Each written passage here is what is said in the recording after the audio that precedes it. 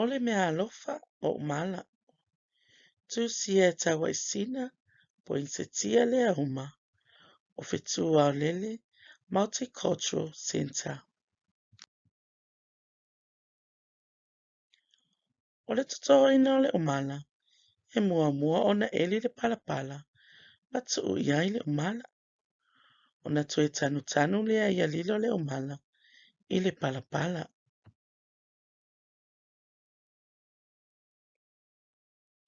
A mawai na yaso, ona oso mai lea o lona tātupu, e lanu viole le tātupu o le umala.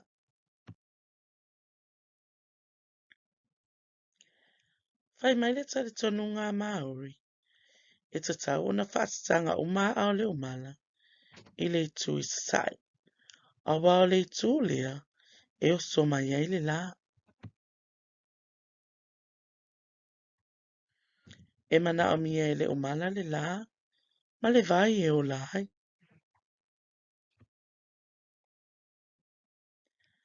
A mataloa, ona lanu sama lau o le umala, o lona winga, ua tatau ona sele.